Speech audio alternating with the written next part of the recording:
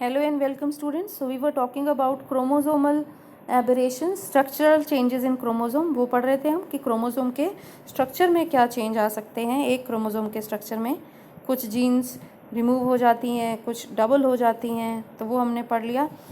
Next changes inversion. Invert मतलब उल्टा, ABCCBA ये दोनों इन्वर्टेड हैं। तो इन्वर्जन में क्या होगा? When a segment of a chromosome is oriented in reverse direction, ठीक है, जो मैंने पहले आपको बताई थी डुप्लीकेशन में, मैंने वहाँ पे वर्ड यूज़ किया था, वो इन्वर्ट हो गई। तो क्या वो इन्वर्जन था? डुप्लीकेशन नहीं था। डुप्लीकेशन था क्योंकि वही जो ABCCB, ठीक है, BC और CB इन्वर्टेड हैं, लेकिन है तो दो बार, तो वो डुप्लीकेशन था। फिर इन्वर्जन का क्या मतलब है? इन्वर्जन का मतलब है कि एक क्रोमोसोम है, उसमें जीन्स हैं ABCD, ठीक है, दो कट लगें यहाँ से और यहाँ से, BC वाला पोर्शन कट जाए, अलग ना हो, वापस जुड़े पर उल्टा होके जुड़ जाए, ठीक है, तो BC की जगह क्या आ जाएगा? CB। तो अब सीक्वेंस क्या हो जाएगी? ACBD। This is inversion. So inversion is when segment of a chromosome is oriented in reverse direction. This is known as inversion. तो उसकी सीक्वेंस एग्जैक्टली ऑपोजिट हो जाएगी और ये दो ब्रेक लगेंगे, बीच में से दो जगह कट होगा और 180 डिग्री एंगल पे ये सेगमेंट रोटेट होगी और अपनी पहली वाली जगह पे ही जुड़ जाएगी। Okay, so types of inversion, paracentric and pericentric. इनको समझने के लिए ये डायग्राम देखते हैं। पहली चीज़ इसको समझिए, इन्वर्जन क्यों है? इन्वर्जन इसीलिए है क्योंकि आप ये देखो, ये दो कट लगे, ये अगर यहाँ से चली जाती तो वो डिलीशन होता, पर ये गई नहीं, ये 180 डिग्री पे रोटेट हुई और वापस वहीं जुड़ गई।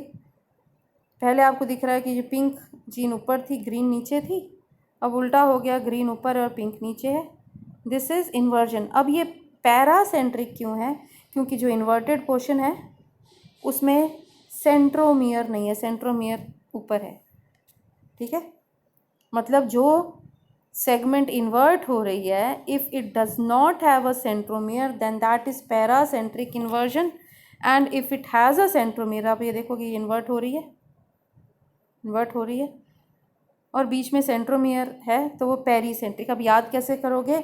ए मतलब एब्सेंट, पैरा में ए है ना, ए इज़ एब्सेंट, तो अगर सेंट्रोमियर एब्सेंट है तो पैरासेंट्रिक, और पेरी आई मतलब इन, अगर इन मतलब है उसके अंदर क्या है, सेंट्रोमियर है, तो वो पेरीसेंट्रिक इन्वर्जन है।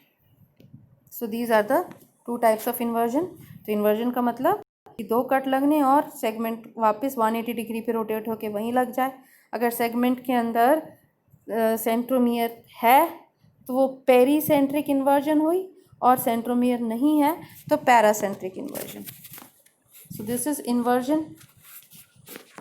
Last one, last type of aberration is translocation and it is interchromosomal actually। मतलब क्या है? पहले मैंने जो तीन बताई हैं, डिलीशन, डुप्लीकेशन एंड इन्वर्जन, वो एक ही क्रोमोसोम में हो रही थी, इंट्रा क्रोमोसोमल थी। With in a chromosome is intra chromosomal. Deletion में थोड़ा सा पार्ट कट के डिलीट हो गया, ठीक है। डुप्लीकेशन में एक पार्ट जो है, चाहे उसकी होमोलोगस क्रोमोसोम का ही था, वो आके यहाँ पर ऐड हो गया, वो इसको हम इंट्रा ही कहेंगे, एक ही क्रोमोसोम में है, चाहे होमोलोग में है। एंड इन्वर्जन में बीच में से एक पार्ट कटा और टर्न होके लग गया, सब कुछ एक ही क्रोमोसोम में, क्रोमोसोम नंबर 1 मान लो, उसी में चल रहा है। Translocation is inter chromosomal. ये दो क्रोमोसोम्स के बीच में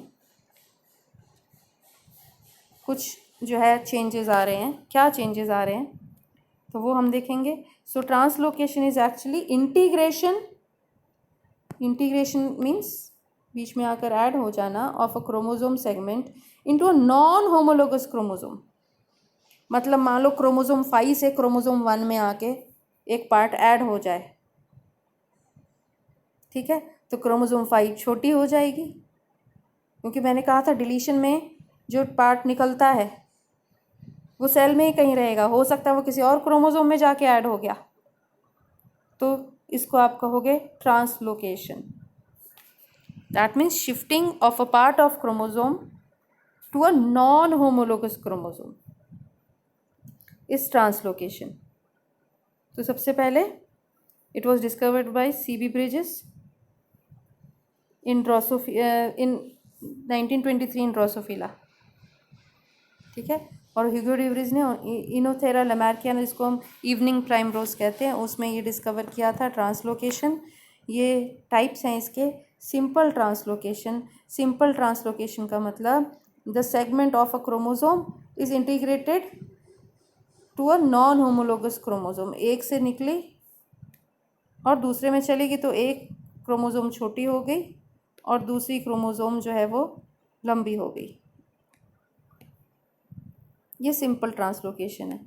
रेसिप्रोकल ट्रांसलेशन का मतलब कि अगर एक क्रोमोसोम, मान लो एक क्रोमोसोम नंबर 1 है, ये क्रोमोसोम नंबर 6 है, अगर क्रोमोसोम नंबर 1 यहाँ से कटी तो क्रोमोसोम नंबर 6 भी कटी, दोनों में कट लगे,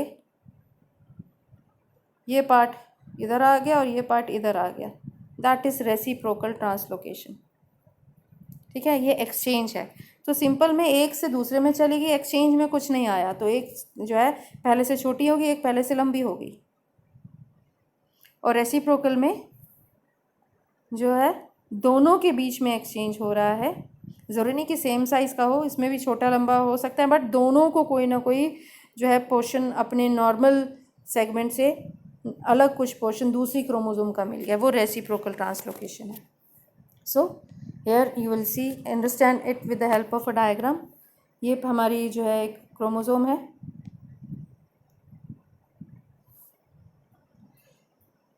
यहाँ पर इंट्रा क्रोमोसोमल ट्रांसलोकेशन बताई है। इंट्रा क्रोमोसोमल ट्रांसलोकेशन अगर एक ही क्रोमोसोम में हुआ, वो क्या मतलब इसका क्या है, एक क्रोमोसोम में, फिर आप कहोगे अगर एक ही क्रोमोसोम में हो रहा है तो वो तो डुप्लीकेशन होना चाहिए। नहीं, ये डुप्लीकेशन नहीं है, ये BC यहाँ से निकला और इसी क्रोमोसोम में जाके इधर लग गया, ठीक है। सेम ही क्रोमोसोम है, ये पहले ऐसी दिखती थी, अब ऐसे दिख रही है। तो वो ABCDEF, BC निकल गया तो सीधा A के बाद D आ गया, BC कहाँ गया, उसी क्रोमोसोम में यहाँ लग गया। तो ये इंट्रा क्रोमोसोमल भी हो जाती है ट्रांसलोकेशन, लेकिन जो है ज़्यादातर ये इंटर क्रोमोसोमल जो है ट्रांसलोकेशन डिस्कस करी जाती है। इसमें क्या है, ये दो अलग अलग हैं क्रोमोसोम्स, एक क्रोमोसोम से निकला और दूसरे क्रोमोसोम में जाके ऐड हो गया। MN के बाद O नहीं है, BC आया, जो दूसरे क्रोमोसोम्स, यहाँ A के बाद B आ गया, यहाँ से ये इधर आ गया। ये नॉन होमोलोगस क्रोमोसोम्स थी। मान लो chromosome number 2 and chromosome number 7, ठीक है। बट ये रेसिप्रोकल नहीं है। रेसिप्रोकल क्यों नहीं है? क्योंकि जो पहला वाला हमारा क्रोमोसोम है उसको कुछ नहीं मिला, इसका पार्ट इधर चला गया, इसको कुछ जो है इसमें से कोई पार्ट इधर नहीं आया। लेकिन थर्ड टाइप में आप देखेंगे कि अगर दोनों में ट्रांसलोकेशन हो रही है, दिस वन AB और इसका पार्ट MNO, ये पार्ट इधर चला गया तो ABCD की जगह क्या आ गया, MNOCD, और AB यहाँ चला गया तो ये MNOPQ था, तो ये क्या हो गया, ABPQ, ठीक है। तो दोनों ने अपने छोटा छोटा पार्ट एक्सचेंज किया है, this is reciprocal. Okay, so these were the 4 types. Deletion, deletion मतलब कोई पार्ट हट जाना, वो डिलीशन है। डुप्लीकेशन 2 बार आ जाना या 2 से ज़्यादा बार रिपीटिशन हो जाना। इन्वर्जन उल्टा होके वहीं पर लग जाना। एंड ट्रांसलोकेशन एक पार्ट का हट के कहीं और क्रोमोसोम में, चाहे सेम में चाहे किसी नॉन होमोलोगस में चले जाना, दैट इज़ ट्रांसलोकेशन। तो ट्रांसलोकेशन की डेफिनेशन में ज़्यादातर ये पार्ट लिया जाता है, लेकिन कुछ लोग इसको भी ट्रांसलोकेशन में कंसीडर करते हैं। So you can consider both these as translocation. So this is all about structural changes in chromosome. पहले हमने न्यूमेरिकल चेंजेस पढ़े, फिर हमने अब स्ट्रक्चरल चेंजेस पढ़े। Now next will be single gene mutation which we will be discussing in next lecture। मतलब हमने किया क्या अभी तक? हमने पहले पढ़ा एक सेल के जीनोम में mutation by increase or decrease in number of DNA। then we discussed change in 1 or 2 chromosomes, that is structure में, क्रोमोसोम के स्ट्रक्चर में चेंज पड़े।